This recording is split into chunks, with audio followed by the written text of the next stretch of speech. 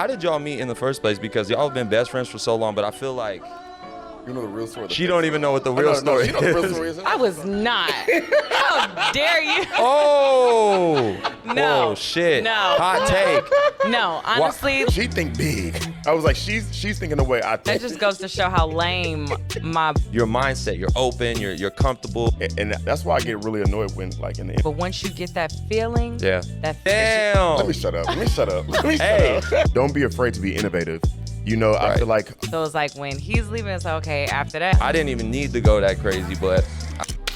All right, guys, welcome back to another episode of the Hero Sage podcast, episode 4. This time we have 2 guests. This one was shot at Golden State Tattoo Expo. Once again, shout out to them for lending us a conference room. This time we got Kevin Leroy and Katrina, AKA Cat Tat. You might know both of them best from Black Ink Crew, but Kevin was also on other shows like How Far is Tattoo Far and Ink Master, probably more. They're very prolific people. Kat also owns a shop in Beverly Hills called Enigma, and she's also a mother. So I'm excited for you guys to experience their playful nature in this episode. So without further ado, here is our conversation with Cat Tat and Kevin Leroy.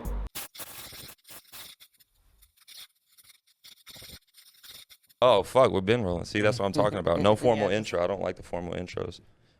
The headphones make me feel all podcasty. You can take them off. Okay. Yeah. I don't want to mess up your hair for Fogo de Chao. I won't talk over anyone.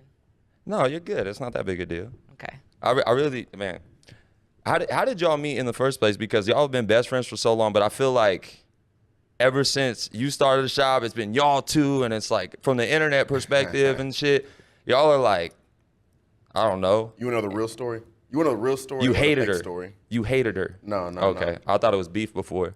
You know the real story? She don't even know what the real story is. She know the real story is. That's why she started to sweat. Go ahead. I'm not sweating. She was trying to fuck on me. I was not. How dare you? Oh. No. Oh, shit. No. Hot take. No. Honestly, like, like 2000, I don't know what year it was, but I think I was in Chicago or Long where. ago. Yeah. But like at the time, like there's just not many like Black male tattoo artists at all that are good, you know? So I followed Kevin. I'm like, oh, like, and he's cute, you know? So I just followed like him and, you know, I told him he was cute and now she wouldn't like none of my tattoos. She was going like all my selfies and shit. Yeah. She was trying to get the layup. She was trying to get the easy. Yeah, but we met in person. You want to tell the story or you want me to tell the story? You can tell it. I feel like y'all are going to have 2 different versions. No, so the meetup was real. Yeah. So the first time that we actually interacted, we were both in California. I did Amber Rose Slut Walk, and I had got on stage and like did this motivational speech and turned up the crowd like a rapper. Oh, here we go. Bruh. She was dropping bars for the crowd. It was like my moment. Like I was just out there on stage, like just, you know. Was you turned or was you like? I wasn't turned. I didn't know what I was gonna say. She did. I was in the crowd. This is before I'd ever met her. Yeah. You did good. You got to have some confidence to get up there like that. Yeah, I don't know. But I got up there and then he was at the Slut Walk and then he reached out to me after like, oh, I see you at the Slut Walk. Woo, woo. Like, you know, I'm in LA, you're in LA. Like, we should catch up. So we went to this place called Tattoo Ramen. Okay. We just met up for lunch. And at the time, he was on Black Ink New York. I was in negotiations with Black Ink Chicago. So you haven't been on the show yet? No, she was on the show. I've been on the show. This is after season 2. This is after season 2. Okay, for sure. They just started filming season 3, and this is when I put my fucking foot down and started negotiating my contract, okay? And that's a huge, we'll get to that too. That shit is crazy. So we were at lunch. This is literally like our first time interacting. We talking, and then like my attorneys call, production company calling, network calling, everybody's calling. And the interesting thing was, like, mind you, I had done this show maybe, I think I had done it like a year and a half, maybe 2 years at that point, and I remember I was like on the brink of like, dog, this is too much. Like, I want to quit this shit. Like, for the same reasons. Like, I'm like, you know, I have a career, and I'm like, I feel like it's hurting me more than it's helping me. Right. And I'm at lunch with her, and she's on the same shit. Like, I'm about to, like, fuck this show. Like, she's confirming the same feelings you got. I had never heard anybody, you know, because at this point, it's like a glamorous thing to be on this big-ass fucking TV show. Yeah. And I never heard anybody talk down on it like they wanted to, like, leave it. You know what I'm saying? And she was the star of the show, you know, at least one of them. And it was just like, I'm watching her, rude as hell, on the phone with her attorneys and shit. I'm just eating my soup. Yeah, so I remember, I just remember that phone call. Like, it was when I was like, this is what I want, and I'm not coming back if they don't give me this. Like, period. Like, it's not worth it. I make more money tattooing. Like, all this. So, What did you ask for? what, the number? Yeah. I can't tell you that. You can tell. Absolutely not. All right. Absolutely not. I know what everybody made. So yeah, not me. Mine is under wraps. They pay me. I ain't gonna tell nobody. So I know of somebody, I won't say a name, making they were doing $20K a week. A week. An episode? An episode? No, $20K a week. Really? They pay by episode, I thought, no? This isn't black. This is a different show. Right, but right, still right. in the tattoo world. Yeah. Oh, okay. Yeah. $20K a week. Yeah. Right. Well, at the time, it wasn't nowhere up there. I know. That's this what I'm was saying. like starter shit. They was trying to play in my face. Exactly. So, That's what I'm getting at. yeah. So I was in the middle of kind of walking away. And after that, we had went to the parlor, a bar down the street from Tattoo. And we just like had drinks and like I remember he had his white Mustang parked outside. I had my black Mustang parked outside. Damn. And as we talked and got to know each other, like we realized like we have been living a parallel life our whole life from like We both lived in Minnesota, like growing up in Minnesota. I didn't grow up in Minnesota. I mean, I didn't grow up in Minnesota. It was like childhood. Yeah, we both have childhood. I didn't know that. We got roots in Minnesota. Damn. We he got roots in Kansas City, Missouri, yeah. Missouri. Because I thought you was from Texas. So where did I spent most of my life in Texas. Okay. So like elementary school, I was in Minnesota. I was born in Kansas City, Missouri. All right. Went to Minnesota like my elementary years, then moved to Texas when I was like 12. Gotcha. Yeah. Yep. And I went to Mizzou in Columbia, right? Like 2 hours from. We just had all these similarities. It was like a Right. like a. It was like serendipity. Like y'all just it aligned. Like somebody that you known your whole life. Yeah. Like yeah. So that's. That was Yeah, the first date. It just clicked. Yeah. I was Yep. like, I fuck with you. And then fast forward when I really did quit the show and decided to open up my shop, and he was on the fence at the time. You know, he was still on New York, but still wanting to be in LA. And it was just like, look, this is what I'm about to do out here. Yeah. You know, and let me show you the spot.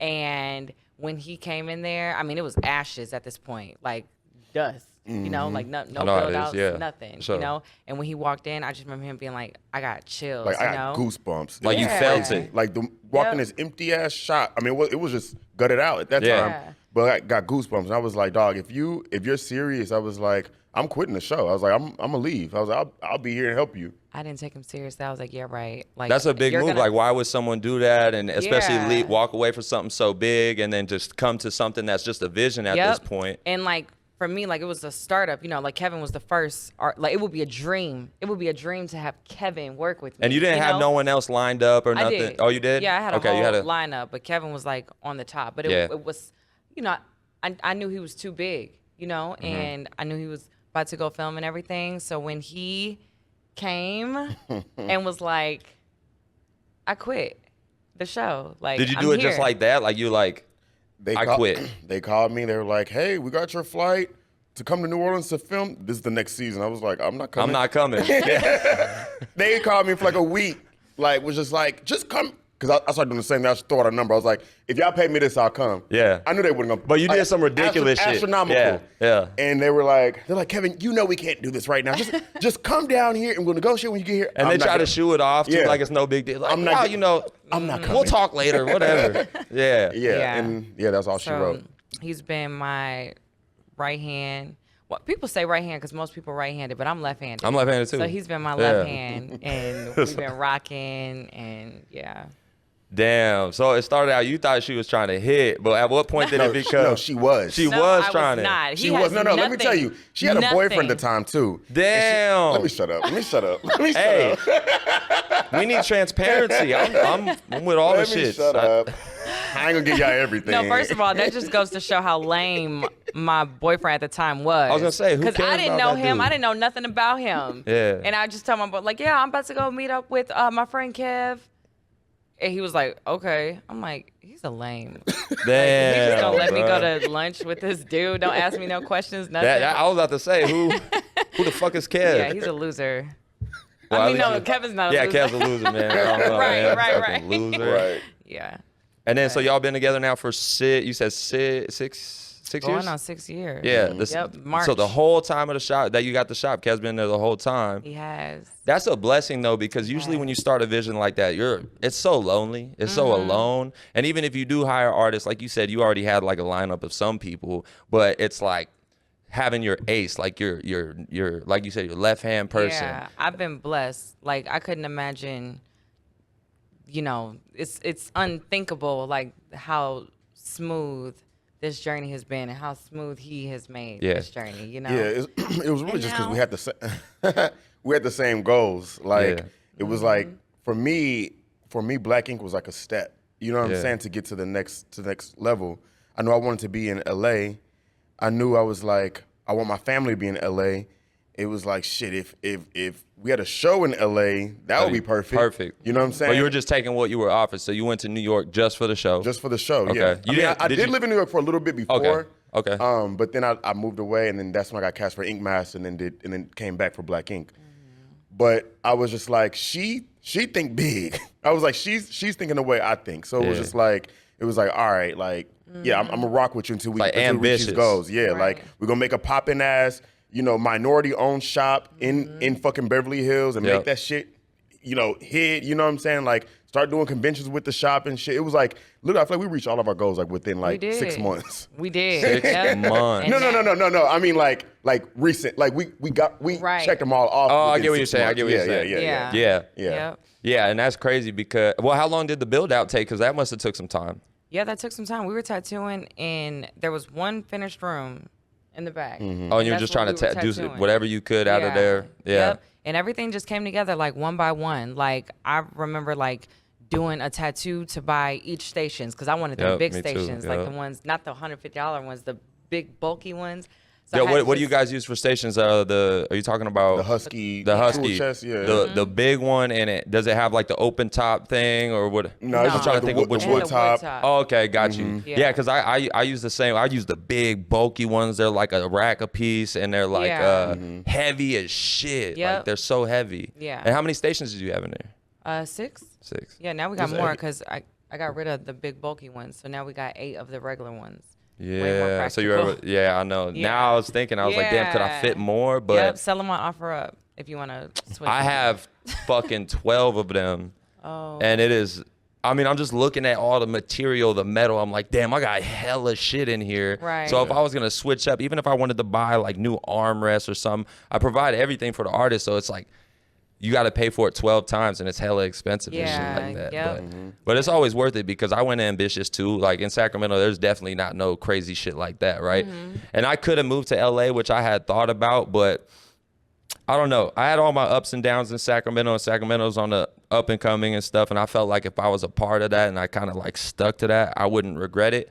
And I could always open something in LA and shit. But in Sacramento, we're like the ones, you know what I mean? Not even the clientele, just in general, people knowing the business, you know? It's like a 5,000 square foot building, and we got huge break room to fit all the artists because I want them to be comfortable. Right. Do you guys have a break room? What's a break room? The back. Oh, back room. yeah, we got a break room. Yeah, we call it a break room. So it's like, where. We got 2 bathrooms. Yeah, we got 3. We need the 3. Yeah.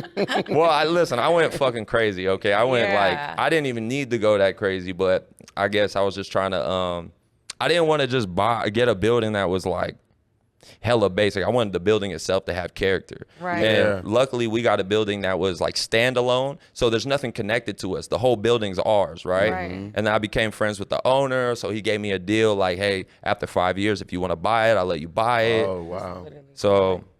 Stage. What, that I'm at right now? That you're at right now. Wait, what is that?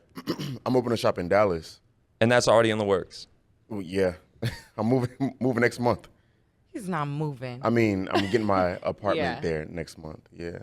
So how does, okay, obviously you guys been together long enough to where it's like, of course he's going to do his own thing and shit. And it's more of a supportive thing, right? Because he supported you during your dreams. You got to support him, right? Absolutely. So now how does this feel in that transition? Because you're going to lose your left-hand person and all that stuff. It's It's honestly, I mean, I was salty. It ain't no way about it. Like, I'm going to be salty. You're always going to, there's no way around it. Like, my initial thoughts was like, like, well, shit. Because Kevin is like the glue. You know, he brings an energy to the shop that everybody wants to be around. Mm-hmm. So it's like when he's leaving, it's like, okay, after that, one by one, everybody's going to leave.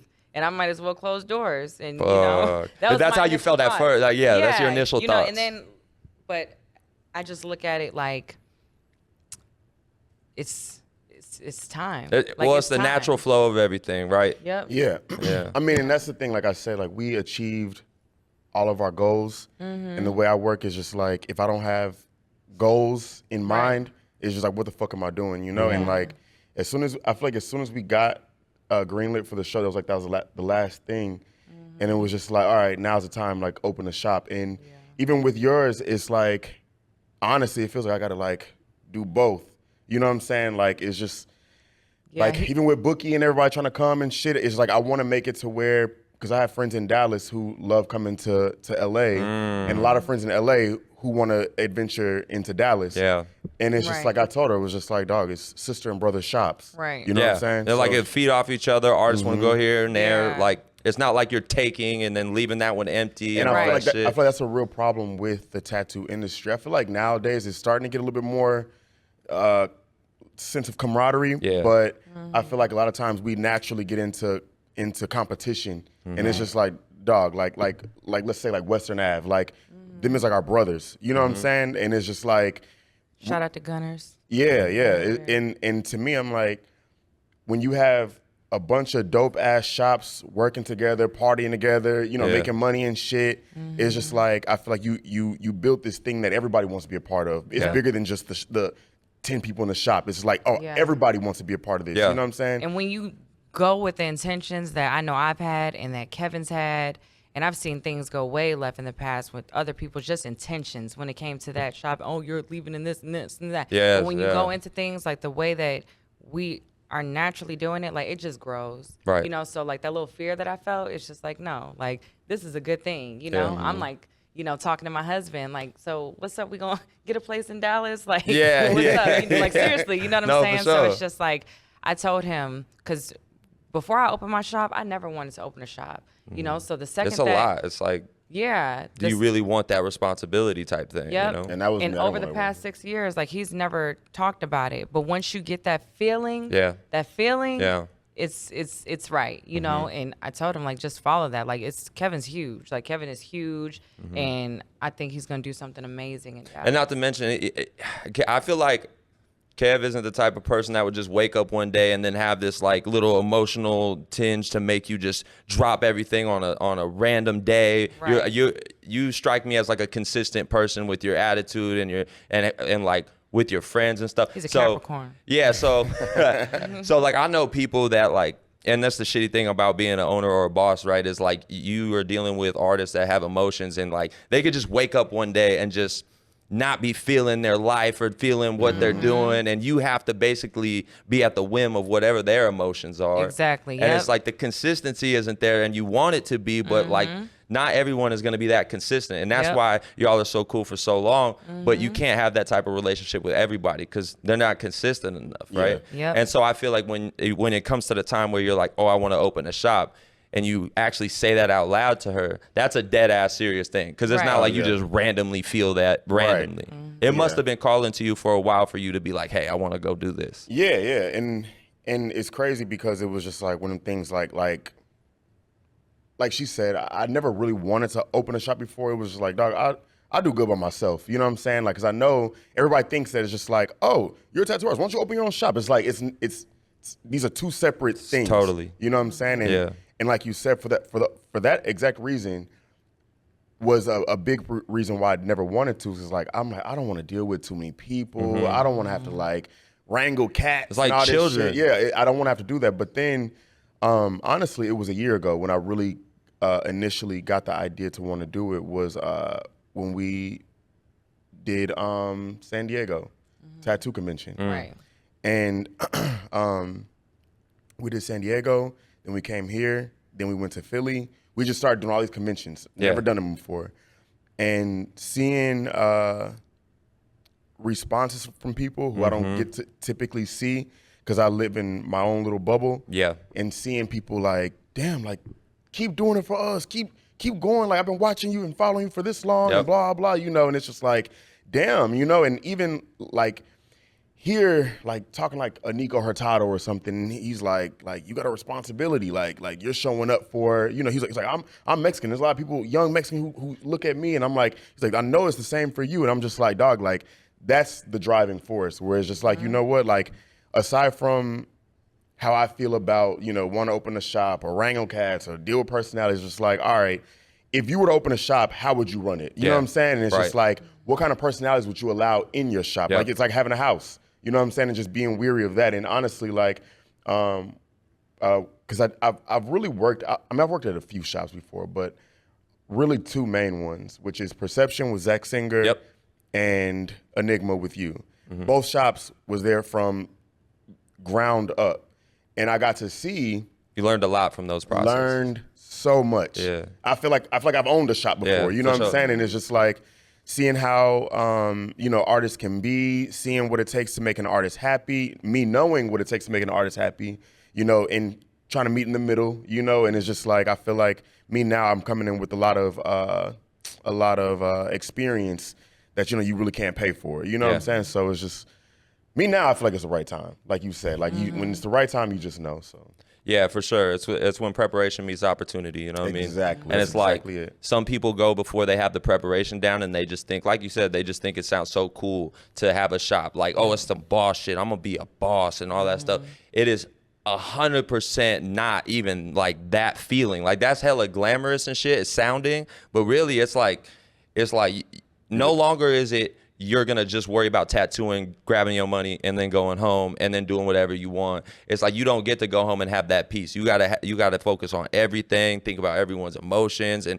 think about just how it's running and keeping the morale up and stuff. And I think that's where a lot of people get fucked up is trying to open up a shop up based off of ego. Like I just want to open a shop just so people can call me a boss. Yeah, you know what I'm saying? If you're a real boss, you don't need a name tag. You know what I'm saying? And I feel like a lot of people end up getting fucked up and, you know, end up in a shitty situation because nobody wants to work for you. Nobody wants to even be at your shop for real, and shit ends up closing or not doing shit. But yeah, I mean, I try to lead with passion. And see, that's purpose. The key word is like, you're going to be a leader, not a boss. I don't even like the term boss anymore. It's too charged. It's too charged up with just like this sense of superiority. And really what it comes down to is you become a servant to your artists and shit like that, because you basically are providing an environment for them and the client. So you're almost like more of a like a servant to them. It's called a servant leader. It's where you're there to serve your people.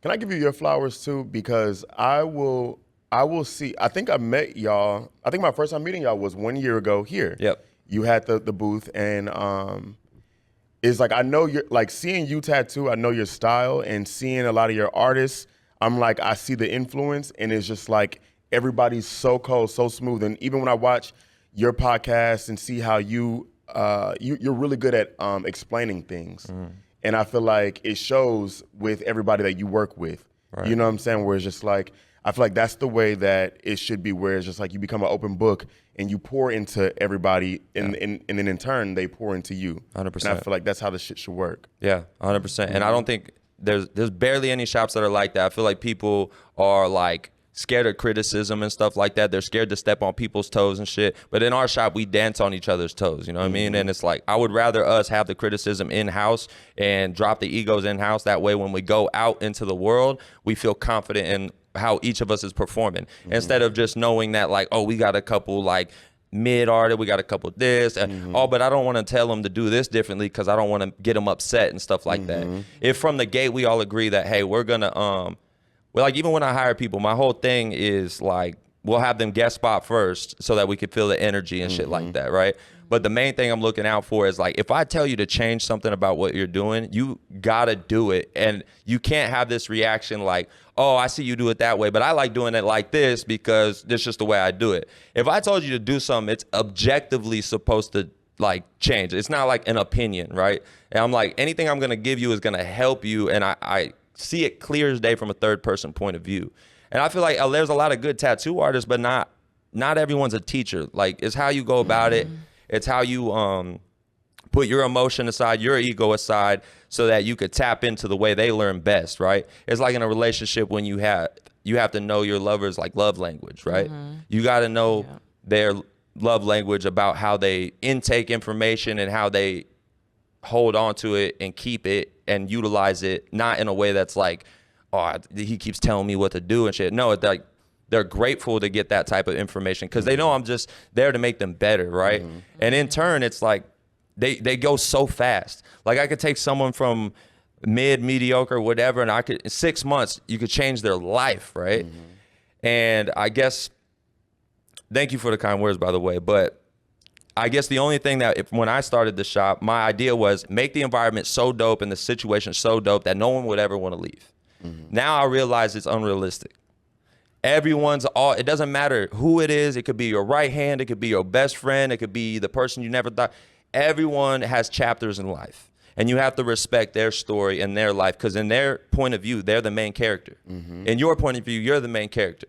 And you got to respect that their point of view matters too, right? Like they got their life. They want to accomplish. They want to do shit. And you could provide everything. You could do everything in your power. And then when they leave, you can't get upset. I would be like, man, what am I doing wrong? Like when someone leaves, it's like, damn, what am I doing wrong? Did I fuck up? Should I have not done this or done that? And at the end of the day, as long as you put your best foot forward and you had the good intentions, it doesn't matter. It doesn't matter. And as long as they leave on good terms and they respectfully did it, like they gave you a heads up and all that shit, now you're able to like, hey, if you need help with anything, let me know. And sometimes people will go and think that they want to start a shop. They'll go do it, feel like they're like, man, it's not what I thought it was. And they'll come back sometimes. Not that I like want them to come back. I'm just saying like some people have to go out to feel it first. And then they'll return and you could gauge whether you want to let them back and shit. But as the leader, as the boss, you got to be so like emotionally strong. You can't be wavered so easily. And I think just in life, I think you have to just try to better everybody around you, and in turn they make you better because also too you never know when roles will reverse. 100%. You know what I'm saying? Because you could have a shop one day and tomorrow it'd be gone, and you need to work for somebody who used to work for you. You know what I'm saying? And that should also be okay. You know what I mean? And that's what I mean when I say like just leaving egos. Leaving egos away. You know, and it's just make everybody better. Everybody come in, get this bread. When you come to this shop, you should be able to say with a clear conscience and no hate, no malice, that I left this shop better than when I came. 100%. You know what I'm saying? 100%. Yeah. So like, since you're opening the shop and that's already going, what is your vision for the shop? Because you obviously thought about this and it's very thought through, because otherwise you wouldn't be going through with it if it wasn't already like you had a vision for exactly what you want. So what makes it different? What makes it to where like, what is the vision for it? Okay, it is called August 8th Ink and Apparel. So it is. I do have a line of clothing. I know this. Super dope, by the way. Thank you. Yeah, and you got dope ass models too. Like, you got some good friends that be doing that shit. Thank you. And it was crazy. It's only one of them really was my friend before everybody else. I'm the type of person where like I will keep a mental note of everything. Like I'll see someone and then 2 years later, because this actually happened. Actually, it was like 6 years later. I kept a mental note. I was like, when I dropped my shit, I was like, I'm going to use him. You know what I'm saying? And I just DM. It's, you know what I'm talking about, he has one blue eye. Yeah. Okay, He's real dark skinned, but he has one like ice blue eye. And I remember I saw him in an ad one time, and I was like, dog, I want to use him. Like his aesthetic would just really fit in what you were trying to go for. It's crazy because it's become an aesthetic. Like people, and I'm always shocked when people know my aesthetic without me having to explain it, especially when it comes to models. Anyways, I wanted to double as like a boutique store, and oh shit. No, you're good. You're good. And the shop. So when you come in, I just want you to feel me the moment you walk in. Like I want it to be very like clean. And if you knew, like, if you've seen Kevin's house, like.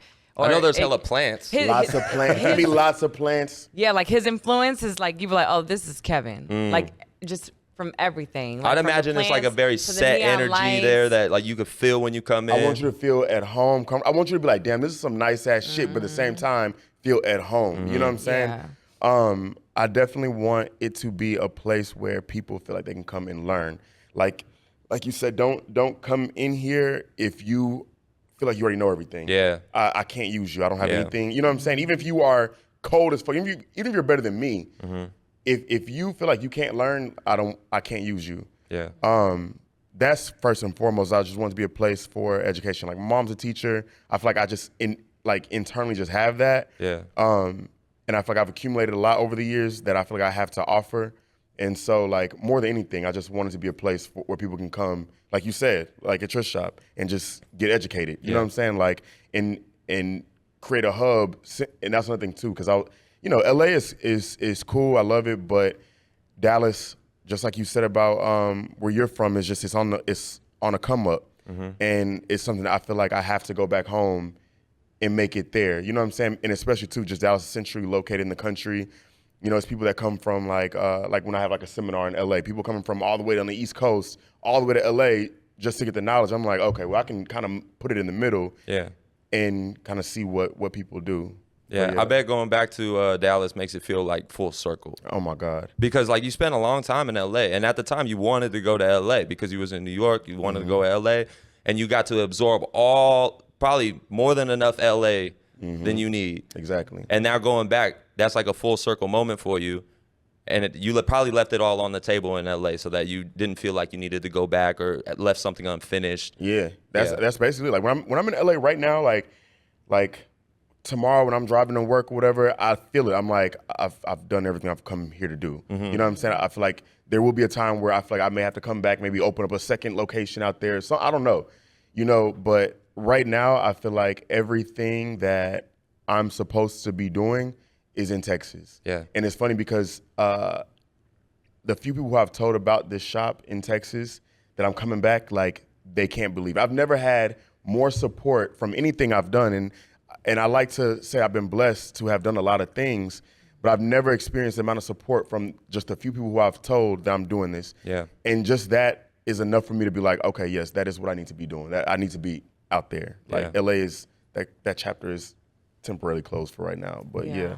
Same for me, kind of. Really? Yeah. Well, it's not closed, but, I have a family now, and we are kind of settled down. And you said Florida. You live in Florida, right? Yeah, we're in Florida right now. Yep. So it's just like I'm figuring out that my life changed so quick. I went from being in the tattoo shop, tattooing until 2, 3 in the morning, and to now I got pregnant once, had one baby. And did you have one right back to back? Yeah, God, so it was. Going and after my first one, after Jackson, I jumped right back into work. Like, I could do this, And then when I got pregnant again, when Jackson was 4 months, I listened to the calling. Like, okay, focus on, my husband, like my babies, and be present in this. So do you not tattoo often now? No, I don't tattoo that often at all right now. I do plan on getting back to it eventually, but right now.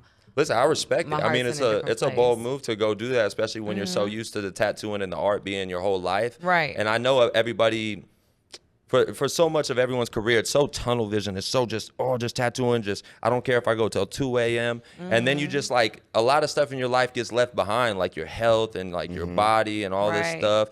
And a lot of what I preach is trying to find some sort of balance so you can keep the longevity, because otherwise you're going to get burnt out and you're just going to want to not tattoo because it takes up so fucking much. You'll get there too when if you're not already, you'll get to the point where even at your shop, you're probably going to shrink the days that you tattoo and then use the other days to either pour into your artist or work on your clothing brand. As long as it's something just as productive as you tattooing, you'll feel good about it, right? But just super cool to keep it all within your lane and your spectrum. And that's super dope. And I feel the same way. That's why I know, because the only thing I can see myself phasing out into that's just as productive is like teaching on a broader scale, or like coaching or mentoring on a broader scale, right? And then somehow getting some residuals from that to make up for the tattooing and shit. And it's like I can tattoo till I'm dead, and I make a lot of money tattooing, right? But at the same time, it's like, even if you make a shit ton of money tattooing, you're never going to be able to save to retirement. It's just not, you're going to have to fucking save every fucking penny for 20 years and then maybe hopefully not run through that money. You got to branch out, do something else, feel it out, and expand your brand and stuff like that. Yeah, I mean, at the end of the day, we're artists. And I feel like tattooing is just a medium that we use. and that's why I get really annoyed when like in the industry where like let's say if a tattooer wants to get into film or music, then they're like looked at as like not a serious tattooer. It's just like, no, it's an expression. After 100%. a while, you're gonna want to express yourself in another way. You know what I'm saying? And that's okay. Yeah, and you could always keep the tattooing within your scope, right? And I think that some people, like, let's say they get an inspiration, they want to go be an actor or something, so then they feel like they have to drop everything that they work for to go to a different career. And I don't feel like you necessarily have to drop it. I feel like it's just the mindset you approach it with, right? You might even be able to get into acting right away and do really well just because your mindset, you're open, you're comfortable. Honestly, you've been on TV a lot. And I have this theory, you might have been on more shows as an individual than any other artist. Add it up. Ooh. Like, how many shows you been on? 4. Like, cast 4. Yeah. So you did, I've been cast on 4 shows. Yeah, so you got Black Ink New York, and then you was on Ink Master. LA. You was on Ink Master. We're counting Black Ink LA too. And then Tattoo Far. Oh yeah. Tattoo Far. How far is Tattoo Far? Yeah. So it's 4. Yes. I hate to run out. I'm gonna go solidify this reservation. Sorry. No, you're good. We had a limited time already. No, it's all and good. then y'all take y'all time. I'll be there. I'm gonna just lock it down. So we'll finish up. Yeah, I'll have a drink waiting for y'all. Yeah, it's all good. But, it's all good. Thanks, Shine, for having me. Thank you for coming on. But and to your point, because you came to the conventions because you never had done conventions all that much, right? It took a while for you to do conventions. I did 2 local ones in Dallas. I did 2 local ones in Dallas like years ago. Like, did you have a booth or no? I was with Perception. I went with Perception. Okay, cool. Yeah. With Zach. Yeah. Got you. And the thing is, you probably did a lot of like big shit, like the TV shows and shit, before you really hit the convention scene, right? Or did that happen around the same time? So I did 1 convention before Ink Master. Ink Master was the first show. And then after we did Ink Master, came back, and then we did 1 more convention after that, me and Zach, And then I just stopped. After that convention, I just stopped. It actually turned me off. Like seeing what a convention was like before and after Ink Master in 2015, 16, it turned me off. I get it though, because it's a different vibe. I think that some people have an experience at a convention that's different than maybe what I'm having or what you're having. What we have now is you have to be able to see your community in person for you to really feel it, right? Yes. And that's a huge part. Yes. It's huge because you can get 1,000 comments on every post. You can get 1 million likes. It really doesn't like hit like that. And really when you're at home looking at just the content you post and you get negative comments, those stand out more than the positive comments. And then you're just in your head about like, is this fickle? Is it real? Is it fragile? Or is it like something I could really stand on and do something with, right? When you can look in someone's eyes and know that like you're the source of an inspiration, you know what I'm saying? And it's like, it reminds me of like me knowing who was a source for my inspiration, and it's like, oh, okay, like that in itself is a driving force. Me now doing these conventions, like it's like not even just for the people in our shop, where it's like, okay, we all want to go and compete with ourselves, you know what I'm saying? But also too, kind of like showing that it's like, like I'm real, I'm here, you know, like chopping it up, getting perspective, you know what I'm saying? Because it's just like, I think that's the cool thing about conventions. And this is one thing I talk to a lot of people, like let's say an artist in fucking Tampa in a private studio that nobody knows, you know what I'm saying, comes to this convention just to see other artists and meet people. Like my everyday isn't your everyday. So it's just like people come and like want to pick your brain about stuff. And to me, that to me is priceless. Just enough for me to say, you know 100%. What, I want to start doing. And then on top of that, when you get these brands that you use every single day, you know, tap you on your shoulder and it's just like, hey, like if we sponsor you, you know, will you come and do a convention here or there? You know what I'm saying? It just plays off of each other. And I'm just like, me now, I see the value in it as opposed to, you know, 5-6 years ago. I was like, I'm not for that. But no, and I get it because like now I get kind of like, I don't even want to tattoo at the conventions because I feel like I'm like not doing it justice. Like I need to spend my time here speaking to the people that came to see. And it's always like way more than you think. And it's like, it's crazy because the conventions sometimes feel like a burden because they just sneak up on you, and it's like money and you're going, and it's like taking time away. Every time you go, especially at the level that you're at and stuff, it's always going to be something like magical. It's going to like fill you up. Yeah. And it's going to recharge you, especially going into your shop. You need all that like charged up as you can get. Yeah. And the more support you feel, the more you're like, yeah, fuck yeah, I'm going to do this and it's going to work and shit. Yeah, it's beautiful. And I think that you were right earlier when you said that now you have a responsibility, right? Because you can use your audience for good, or you could just use it for just kind of like your own, feeding your own ego. Exactly. Yeah. No, it's funny that you said about like not wanting to tattoo these conventions now, because today was a day where I said, I was like, you know what? Like, I love doing conventions, but I may have to not take a break from conventions, but take a break from tattooing so heavily at conventions. You don't need to. Dog, this tattoo wore me the fuck out. Fucking like, bad. it wore me the fuck out. I have never been this tired after tattooing in my life. I mean, I'm charged up now. I think I needed to do this, just come and like decompress and talk. Yeah. But like, when I was finishing up on him, like, I was just shaking. I was like, dog, I can't do this no more. Like, maybe a day's worth of tattooing, just, like, where you can, people can see you live tattooing and shit, but. And nothing too crazy either. Something you don't got to think too hard about or nothing. Like, I was doing, like, touch-ups and shit, maybe, that type of stuff. Those are the most perfect ones, like, where you can just come in like, let me do a second pass on this shit real quick. No stenciling, no guessing. Exactly. That's probably going to be me probably from here on out, unless I'm, like, out of the country or some shit and want to just come and, like, show off or something. But, like, doing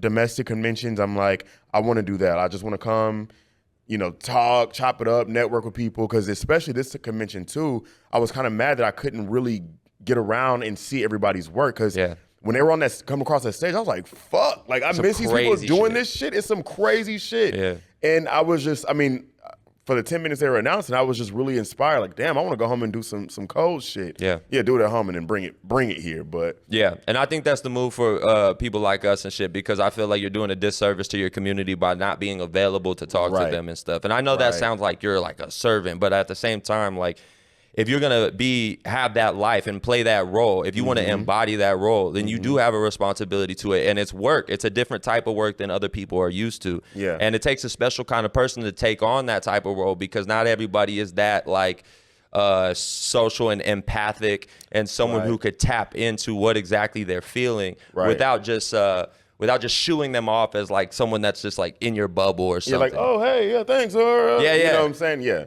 And that's why they say don't meet your idols, because most of your idols will let you down. You know what I mean? Because they're never going to be exactly what you think they are, or maybe they're more standoffish, or they're just not so receptive, or they're more introverted. Me, I want to be the opposite of that. I want to over deliver what they thought was going to happen with me, and I make them feel like, dude, I'm like a normal person. I've been through some crazy shit in my life. I came from a very humble beginning, homeless, all this stuff. And then just through my process of like gaining my confidence and getting my feet in the tattoo industry and finding myself.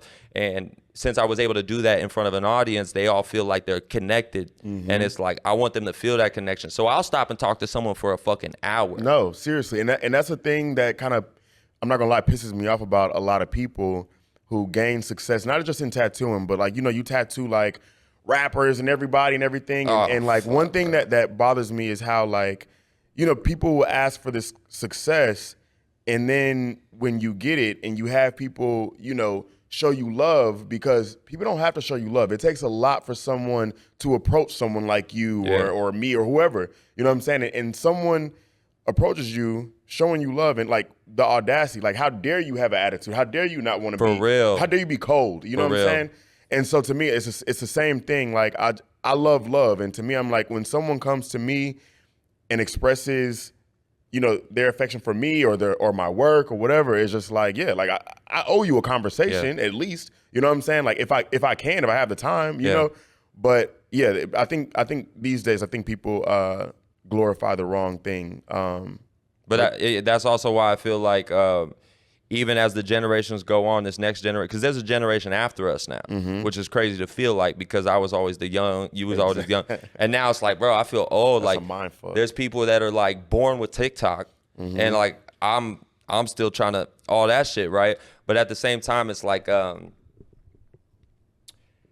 even feel like it gives you a purpose in your day-to-day life while you're at home, knowing that there is that community, because like you wake up in the morning, and a lot of people struggle with having like a reason to like have that fire in their belly when they wake up, right? Like, man, I don't know. It's just like another mundane day. It's just like monotonous tattooing. I don't know where I'm going, what I'm doing. Anytime I feel like that, I try to remember the community and the people that really like tap into the energy. And I'm like, I got to keep that up. I have to live, if not for me, for them, I have to live in a way that aligns with the energy that I preach. You know what I mean? 100%. Because you can't be fake. You can't be preaching it and then not living it. Yeah, and that's a huge part of it. And especially too, if you're anything like me, I love pop culture. Like I love pop for culture. sure. Like, anybody knows me knows like I can recite every fucking 90s movie, every 2000. Like I love eras, you know. And I feel like right now we are contributing to a culture. Yeah, you know what I'm saying. And it's just like, all right, even when you are tired, it's just like,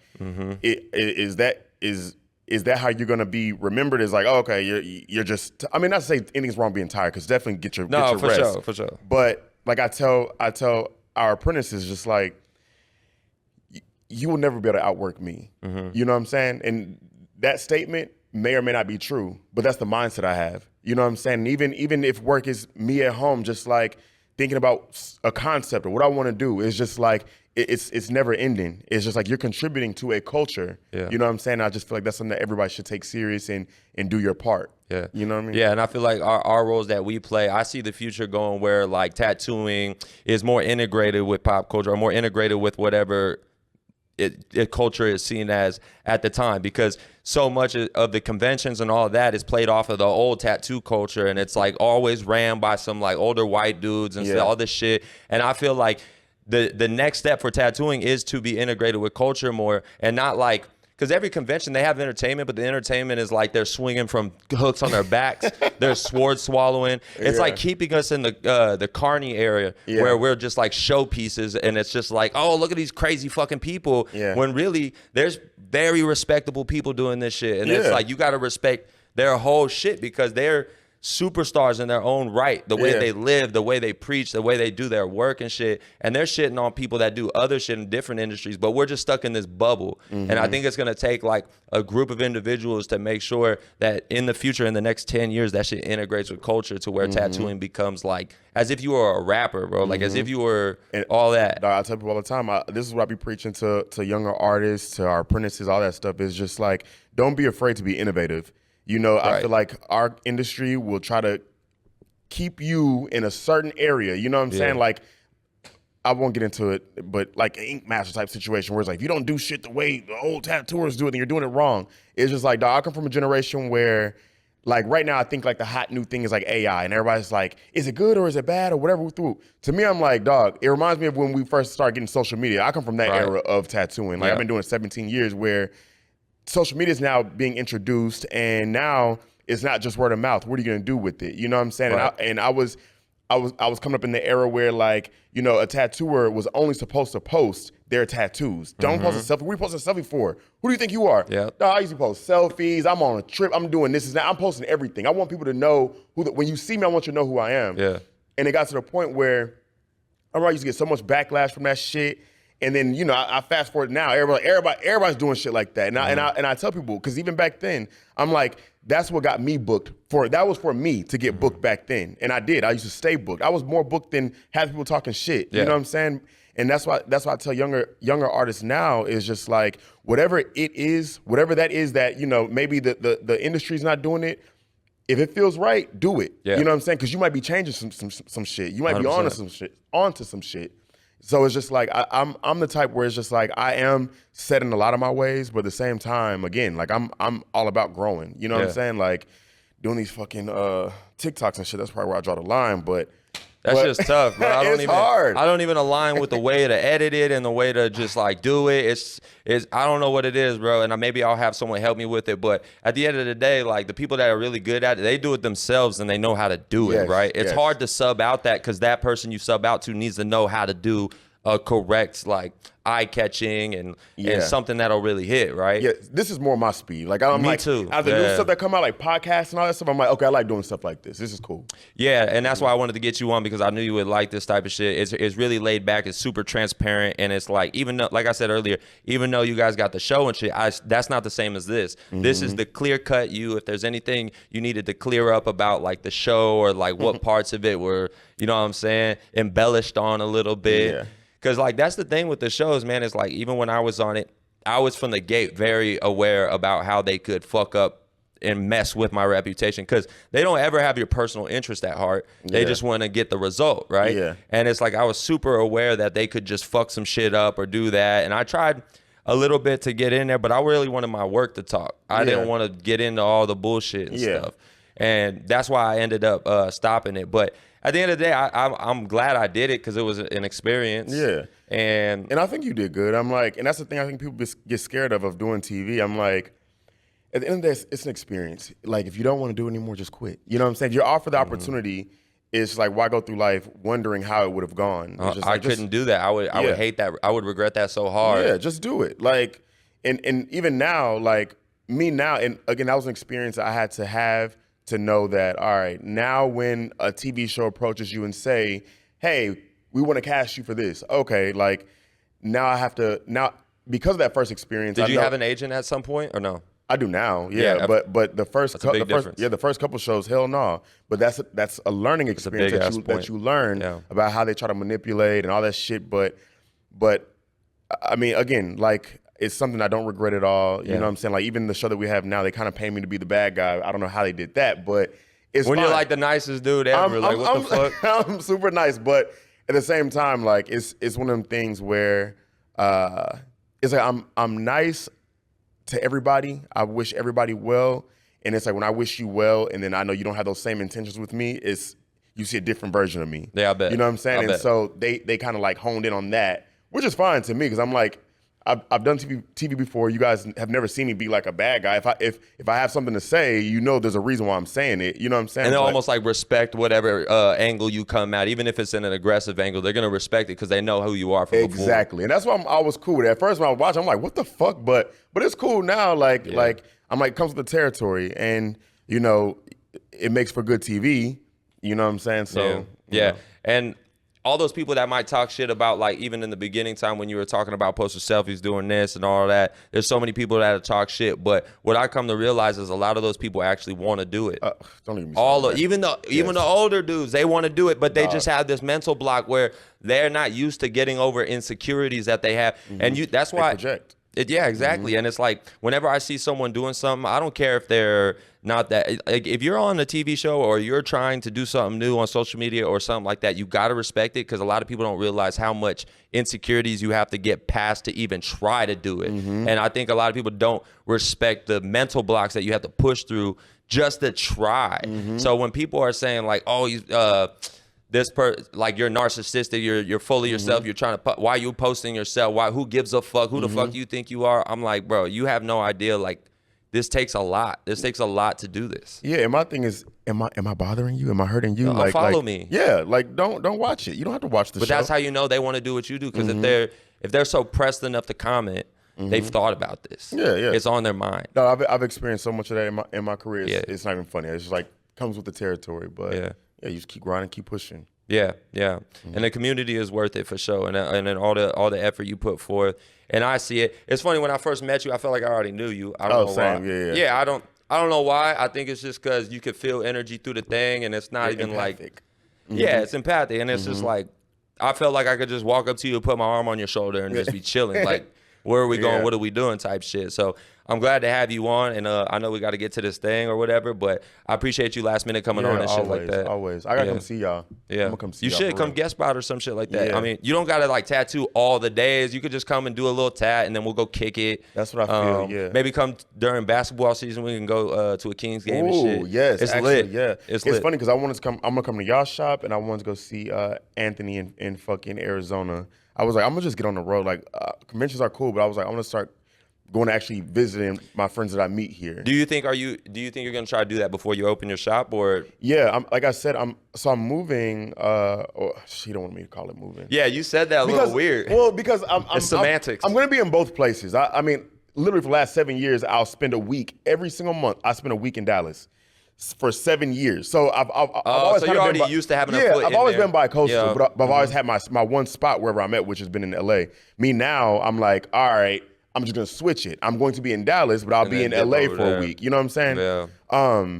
But so me going out there, I won't have a home base. So I said I'm gonna spend those next like few months just traveling, just coming to see y'all, going like, you know what I'm saying, doing shit that I haven't really gotten a chance to. Especially to do. before you hunker down and really focus on the shop, because that's going to tie you down for a while, especially in the beginning time. Exactly. There'll come a time where you get the freedom once you establish it and stuff, but it's going to be a while and stuff like that. And it is a lot of hard work. You know it because you felt it. You felt it in different people's shops. But I feel like because you have that example so much, whatever you're going to do is going to be on another level. And not to put the other shops down, but it's only right based on your mentality and shit, it's gonna be, you know what I mean? I appreciate you for saying that, because sure. That's how I feel. I'm like, I just want to do some next level shit. Yeah, for sure. And I mean, we could talk for fucking hours and hours and hours, and I'll probably have you back on. But thank you for coming on, man. Is there anything you want to plug real quick? August 8th, Ink and Apparel. Ink and Apparel. Coming soon. Yes, sir. Is there an Instagram for that already, or what? I need to get it. I should probably get that right now. You should just start, grab everything, grab the website, domain, do all of that shit. Yeah. August 8th, is that your birthday? What is that? No, that's actually my mom's birthday. It was just a perfect number. My mom was my clothing line. It's your Donda moment. It's like literally. And it's so funny because literally, it's my clothing line is based off of like the experience of school. My mom's a school teacher. August 8th is around the time people start going back to school. It just all made sense, and I love the alliteration. So. That's dope for people to know, because that makes total sense. And when you say that, I see it in the aesthetic and stuff and the vibe of the photo shoots and shit. So you're doing a good job of doing all that. And thank you for coming on, and we'll have you on again. But of course, thanks for having me. Appreciate you. Kevin Leroy, everybody. See you on the next episode. Woo!